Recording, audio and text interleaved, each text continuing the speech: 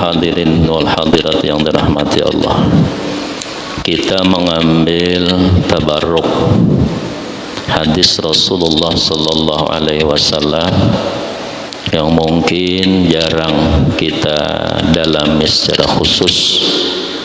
Rasulullah sallallahu alaihi wasallam bersabda, ala inna fil jasadi mudghah idza saluhat saluhatil jasad wa idza fasadat fasadatil jasad ala wahiyal qalbu. Ujar Rasulullah, hai para sahabatku, perhatikan oleh kalian. Ini Nabi mengingatkan benlah, dan ini yang sering dilupakan. Maka Nabi mengingatkan, perhatikan olehmu hai para sahabatku, sesungguhnya di dalam jasad tubuh manusia, tubuh kita mulai ujung rambut sampai ujung batis, ini tubuh. Di dalam jasad, di dalam tubuh manusia ada mudghah. Mudghah itu kalau diartikan ke bahasa Indonesia segumpal daging. Ini banyak salah memaham nih kan. Nilun sudah pernah pahamkan pada beberapa tahun yang lalu ketika pengajian di Samarinda di Masjid Pelita di tengah kota Samarinda. Itu yang hadir bubuhan pejabat-pejabat Pemkab Kabupaten Provinsi Kalimantan Timur Samarinda. Hadir bubuhan pejabat, pengusaha-pengusaha muda, bubuhan kepala dinas. Karena Masjid Pelita Samarinda itu kan sembahyang subuh kayak sembahyang Jumat. Hibak sama aja di Bali juga. Lon kuliah subuh satu masjid Ganal di Kute itu hibak orangnya sembahyang subuh kayak sembahyang Jumat. Jadi jangan pian kira Bali itu hanya apa ngarannya tari Bali itu di TV-nya. Kalau kita terjun ke sana melihat, Masya Allah, kalah kita mau Ratewe ini kalah kita Kalimantan ini kalah. Banyaknya sembahyang subuh di Bali itu, di daerah negara Kabupaten Jembrana kalau ada salah, itu masjid di situ lebih 70 buah masjid di satu kabupaten itu. Muara TW adalah 70 kan. Ada kan lah di sana 70 buah masjid. Daerah Buleleng, Singaraja, Bedugul. Ulun pengajian di sana jadi tahu kalau mengesah kan. Nah jadi ujar Rasulullah, di dalam jasad itu ada mudghah, segumpal daging. Ini dimanai kalau kita bahasa Indonesianya mudghah itu segumpal daging. Apabila segumpal daging itu baik, ujar Rasulullah, maka baiklah seluruh jasad. Apabila segumpal daging itu rusak, maka rusaklah seluruh jasad. Nabi ingatkan pula, perhatikan oleh kalian hai sahabatku, bahasa kita ketahuilah dia adalah qalbu. Nah, jadi qalbu itu mudghah, segumpal daging. Ini kita pahami dulu biar tahu. Qalbu itu adalah mudghah, segumpal daging. Bukan alaqah, segumpal darah. Kalau alaqah segumpal darah. Kalau qalbu itu mudghah, segumpal daging. Lalu apa makna daripada qalbu itu tadi? Menurut bahasa kita, pada umumnya makna qalbu itu dimaknai hati. Sedangkan kalau kita lihat, kita kaji, hati itu adalah segumpal darah. Darah yang menggumpal, yang memang Allah memprosesnya. Biarlah hati itu segumpal darah. Ini qalbu itu andakannya di dalam jasad di mana? Yang menurut bahasa kita itu adalah hati. Padahal hati itu segumpal darah, bukan segumpal daging. Silahkan pian lihat hati sapi, darah kayaknya daging gitu. Itu darah yang menggumpal, yang Allah proses memang, dan itu halal. Berbeda darah yang diproses melalui dibekukan. Mirip aja kayak hati. Misalnya ini ada darah sapi, kita simpan di ember, lalu kita hiris, tataikan lawan hati, itu kan ada bedanya. Ngalih pian bedakan yang mana hati, yang mana darah yang menggumpal. Nih pianlah, andakan qalbu itu di jasad kita di mana? Yang kita sambat itu hati. Nah, bagaimana kita hendak memahami perjalanan orang ma'rifat seterusnya kalau andakannya aja kita kada tahu itu pada jasad kita. Sementara makna qalbu itu seberatannya memaknai hati. Padahal hati segumpal darah. Hati itu kalau bahasa Arabnya alaqah, segumpal darah. Sedangkan qalbu itu mudghah, segumpal daging.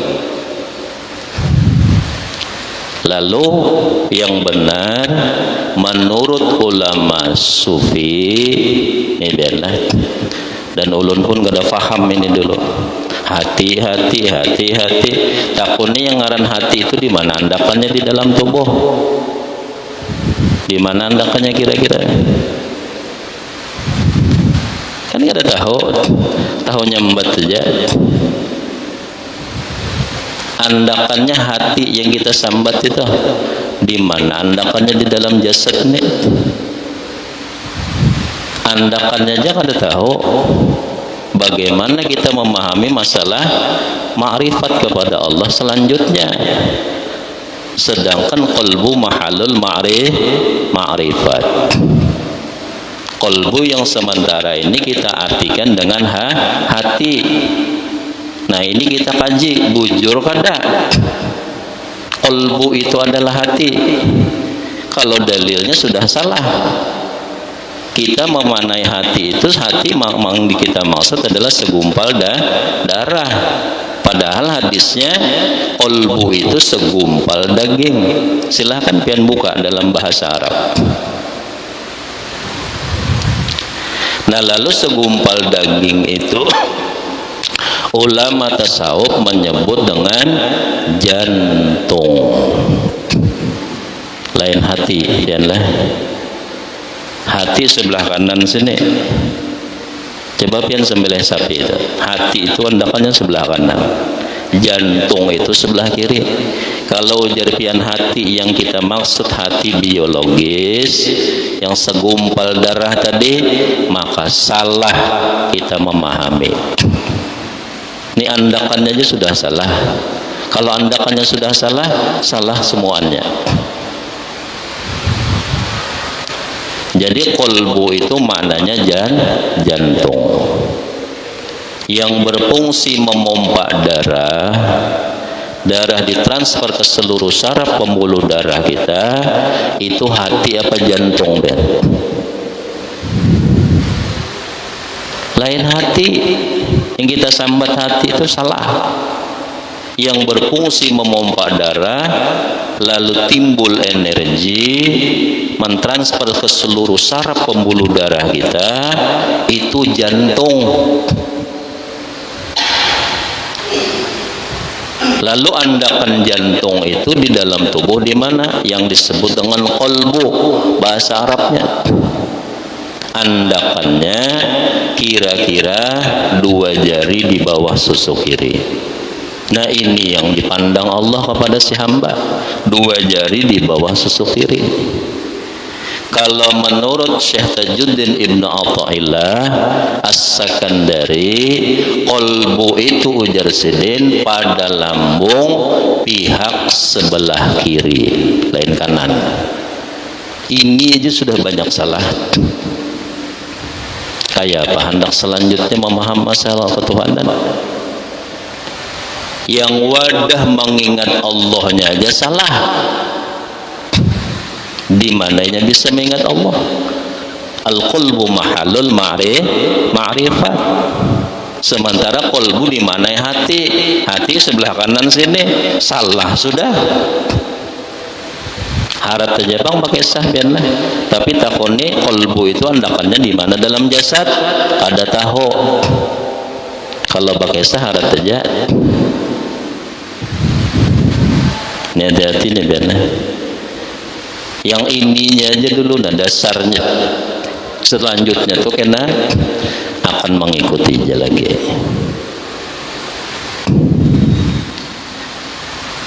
Nah, jadi qalbu itu andakannya kira-kira 2 jari di bawah susu kiri.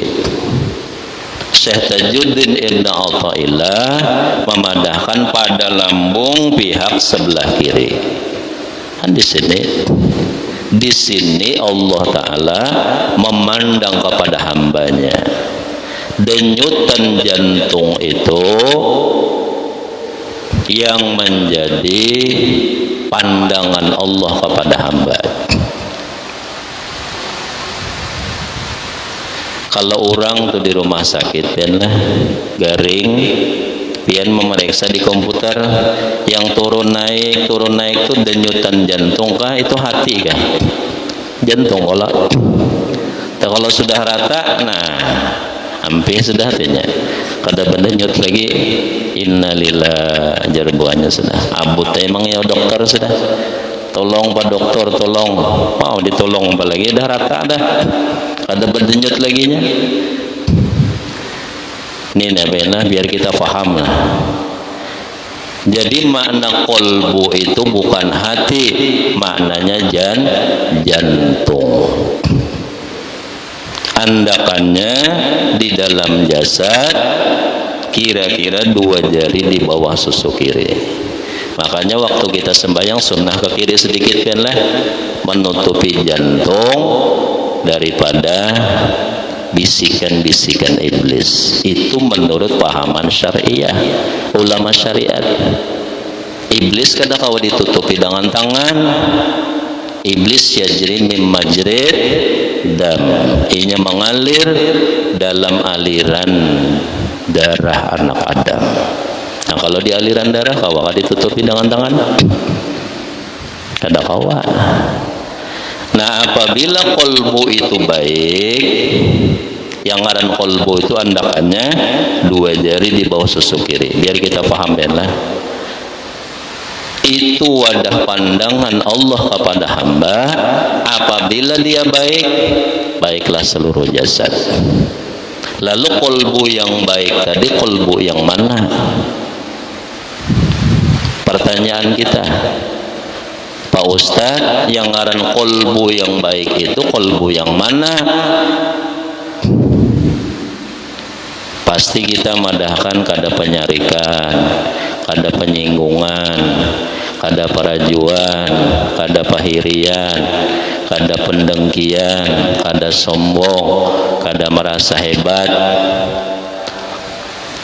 Itu bujur. Danlah. Tetapi untuk bisa sampai ke sana itu sulit. Untuk bisa sampai ke sana itu sulit. Lalu asbabnya kita bisa untuk kada penyinggungan, kada perajuan, jalannya lewat mana? Kadanya spontan kita ini langsung jadi orang penyabar, kadanya spontan kita langsung jadi orang kada penyinggungan, kada perajuan, kada penyemburuan dan sebagainya.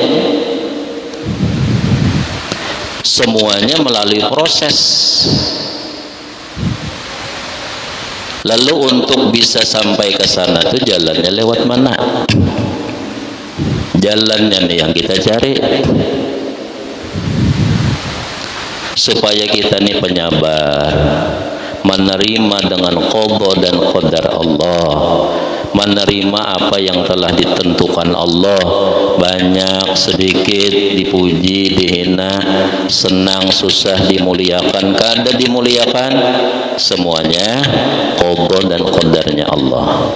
Kayak apa supaya kita menerima itu? Jalannya lewat mana?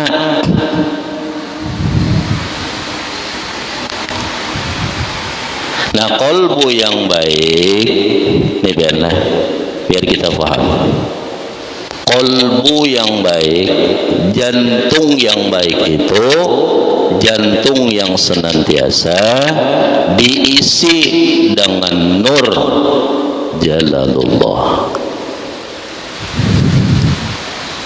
Kolbu yang senantiasa diisi dengan nur Jalalullah, cahaya kebesaran Allah. Itu kolbu yang baik. Kalau sudah inya full Allah, hilanglah penyinggungannya, hilanglah perajuannya, hilang penyemburuannya, hilang dengki, hilang sombong, hilang hubbul madah wa hubbul jah. Suka dipuji, suka dapat pangkat di hadapan manusia. Ketujuh kalau dimuliakan, ketujuh kalau disanjung-sanjung, ketujuh kalau orang nih memuliakan lawannya. Oh, pian hebat, pian ini, senang hatinya. Hilang semua itu. Apa asbabnya? Asbabnya kolbunya penuh dengan nur Jalalullah. Nah, mahibaki itu yang alih, mahibaki itu yang alih. Kalau pendirnya nyaman aja. Itu kolbu yang baik. Kolbunya tidak terganggu dengan seluruh aktivitasnya dalam dunia daripada asyiknya lawan Allah. Sebagaimana Rasulullah bersabda, tanamu aini wala tanamu qalbi. Mataku guring, kolbuku kada pernah guring. Kolbu Rasulullah full Allah. Itu kekuatan, itu kekuatan. Karena bersama dengan yang maha kuat, kuat Nabi difitnah, kuat Nabi dimusuhi, kuat Nabi disambati macam-macam. Bukan Nabi yang kuat, tapi karena bersama dengan yang maha kuat. Tanamu aini wala tanamu qalbi. Ini ditindaklanjuti oleh para wali-wali Allah. Wali Allah menindaklanjuti apa yang telah dicontohkan oleh Rasulullah. Maka ujar para wali Allah, seandainya kami para wali Allah satu detik saja lupa kepada Allah, kami hukumkan diri kami murtad. Apakah mereka lupa kepada Allah menjadi murtad? Menurut ulama tauhid, kada. Lupa kada menjadikan orang murtad. Sebagaimana kita menjaga diri daripada murtad, seperti itu para wali Allah menjaga diri agar jangan lupa kepada Allah. Nah, kita harus tingkatkan lagi ya. Hendak juga kita jadi kekasih Allah. Jangan kayak ini aja. Jangan menunggu keajaiban. Mungkin aku masih anom kalau kada kau mengingat Allah. Ya. Jangan pian kira tambah tua tambah tenang hidup orang itu. Tambah tua tambah banyak masalah. Masalah dengan menantu. Kena bercucu pulang masalah lawan cucu lagi. Tambah tua lagi masalah pulang dengan fisiknya. Lentuhut sudah mulai lemah. Imam kepanjangan tarawih geronom sedin lentuhut sedin kada kuat. Lentuhutnya kada kuat lagi. Hendak duduk sopan. Ya Allah. Hendak duduk sopan. Bermasalah. Jangan pian kira semakin tua orang tuh semakin tenang. Nah, jadi kekasih-kekasih Allah mereka kada pernah lupa kepada Allah. Itu kolbu yang baik katanya. Nah, ini sudah ulun sampaikan biarlah. Tinggal pian aja lagi cari jalan masing-masing. Andakan kolbu tadi di sini sudah dipadahkan. 2 jari di bawah susu kiri. Itu yang terus dipandang Allah. 24 jam Allah memandang ke situ. Tetapi sesuatu yang diperhatikan Allah saat ini banyak kada diperhatikan manusia. Allah memperhatikan itu, tapi manusia kada memperhatikannya. Nah, maka matinya banyak yang alih itu kan. Ini kalau mulai saat ini kita belajar mahibaki qalbu dengan nur jalalullah. Kalau kada mulai saat ini kena sakratul mautnya sulit. Hendak matinya ngalih. Rasanya sudah ulun pernah sampaikan di sini. Orang sakratul maut itu ini adalah di dalam kitab Aqidatun Najin, akidah orang yang selamat yang berpegang kepada fahaman ahli sunnah wal jamaah. Tahu pian yang mana yang bergelar ahli sunnah wal jamaah? Kada tahu juga kita pian lah. Karena satu-satu ulun fahamkan. Di dalam kitab tersebut dijelaskan ketika kita sakratul maut kita dikeroyok 70.000 iblis. Sanggup pian melawan. Kada kau ditembak-tembak tuh ay. Biar pistol bersusun dihiga. Kada kau ditembak-tembak, kita tembak mintuha.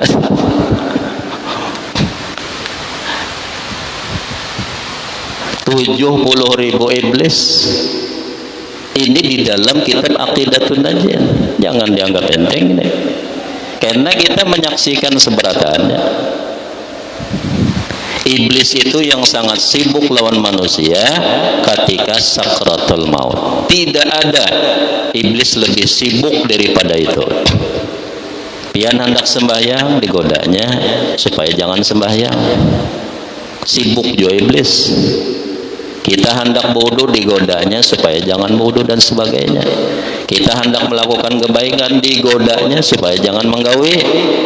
Sibuk juga iblis. Tapi iblis yang sangat sibuk ketika kita sakratul maut. Ini final, ini penentuan. Kalau ini selamat sampai akhirnya. Selamatnya itu matinya dalam keadaan husnul khotimah, mati dalam keadaan Islam, mati dalam keadaan iman, mati dalam keadaan la ilaha illallah. Kada ada yang lain. Pian hendak mati apa yang hendak pian bawa apa? Hendak nyambat apa hendak mati? Tidak ada yang lain. Karena sakratul maut itu adalah fitnah akidah. fitnah tauhid, sedangkan la ilaha illallah kalimat tauhid. Ini tidak dianggap enteng. Ini seolah-olah lain akhir daripada ucapannya, lalu koler menyambat la ilaha illallah. Jangankan orang biasa, ustadz saja koler. Padahalnya tahu aja dalilnya.